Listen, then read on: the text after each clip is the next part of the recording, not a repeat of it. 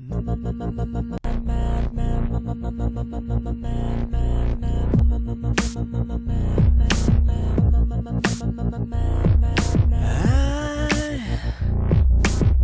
can't get these memories out of my mind. Dear Journal, I've never told anyone this story before. In June 1968, after graduating from Alcalester College, I was drafted to fight in a war I didn't even like. The draft arrived on June 17, 1968. I remember it being humid, cloudy, and very quiet. I remember seeing my parents read the letter, and I felt the blood thinking behind my eyes. I'm too smart, too compassionate, too good for war. I thought this might have been a mistake, a foul up in the paperwork. I'm not fit for war. I hate camping out. I hate dirt and tents and mosquitoes.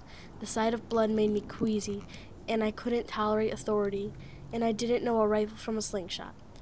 So I knew I had two choices: either go to war or run to Canada.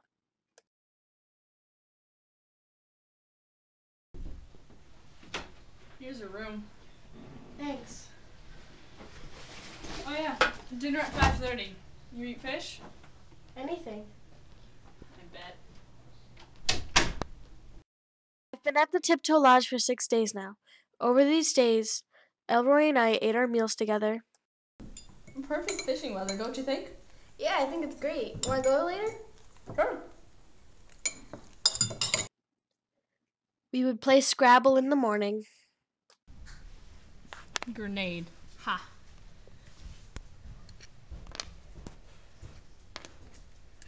Fish.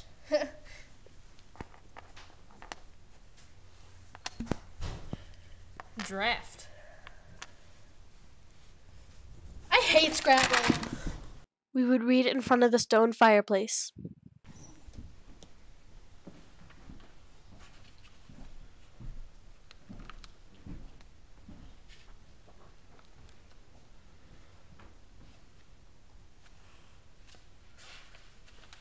Are you hungry? Yeah, I guess.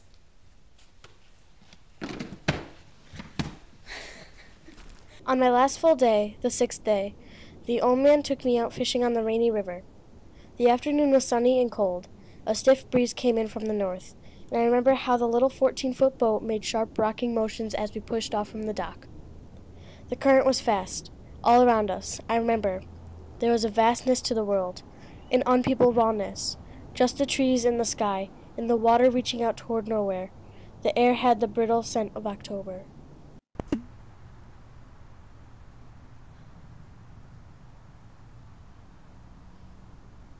As we got closer to land, Elroy cut the engine.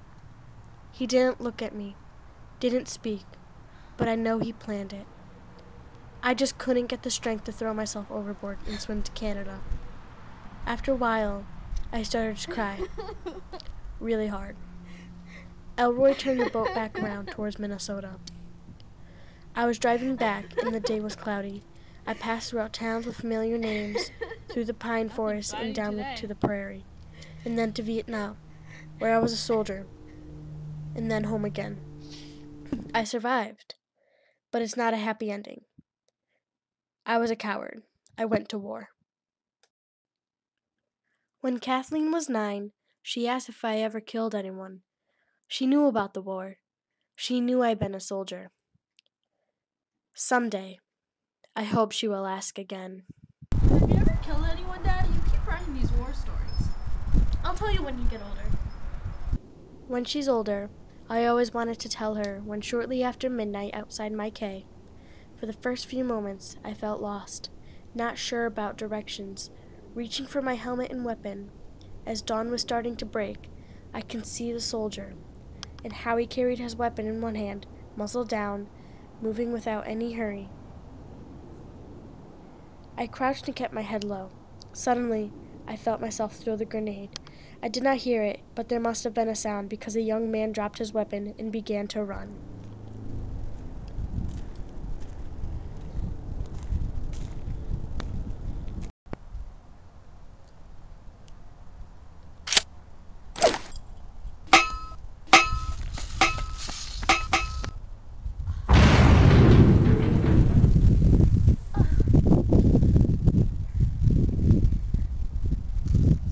occurred to me he was about to die. Gotta happen sometime. I wish I could warn him.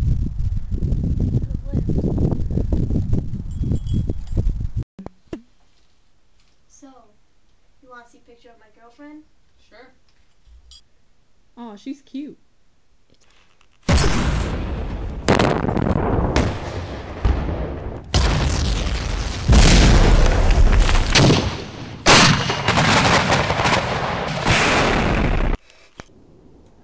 This was the night Kiawa died in the ship field. I remember grabbing the boot. I remember pulling hard, but how the field seemed to pull back, like a tug of war.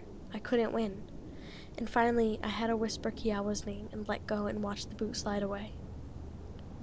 Then for a long time, there were things I could not remember. Various sounds, various smells. Later, I find myself lying on a little rise, face up, tasting the field in my mouth, listening to the rain and explosions and bubbling sounds. I was alone.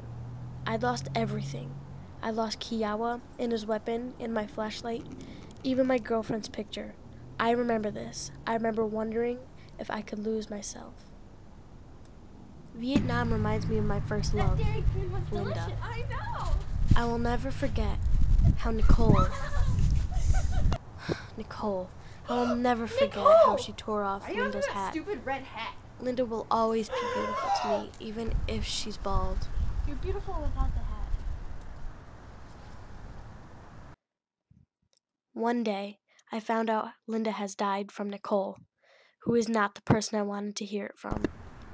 Linda had a brain tumor. Hey, Linda really kicked the bucket, huh? What? She died. Why'd you laugh?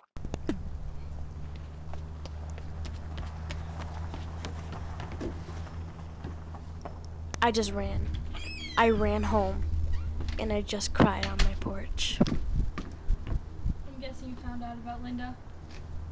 Yeah, not from the person I wanted to hear it from. Everybody get up, it's time to slam now. We got the real jam going down. Welcome to the Space Jam. Here's your chance, do your dance at the Space Jam. What is that?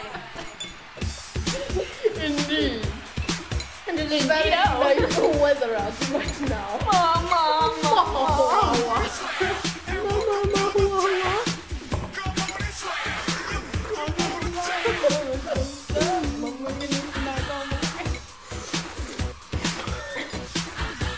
It's fucking weird.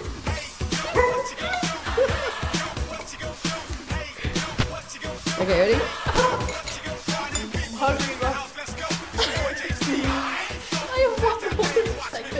Hey, bro,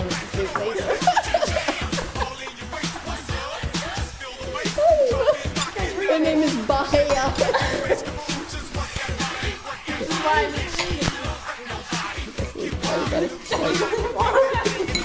Okay, 3, 2, 1. Oh!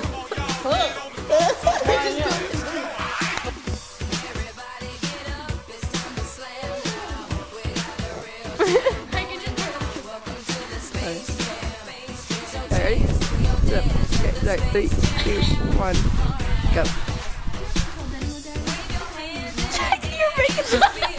She's like, No! This is like, okay, so it looks like you're staring off into the distance dramatically. You're like, I'll tell you when you get older. I'll tell you when you... No, you gotta have me like, you're like, I'll tell you when you get older. It's just a question. Please say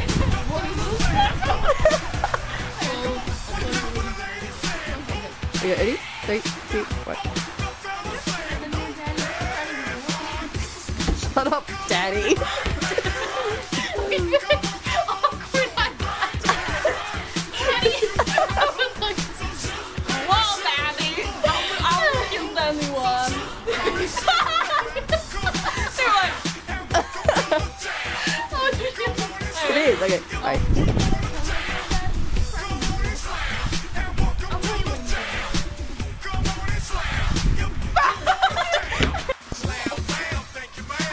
Up. Alright, go.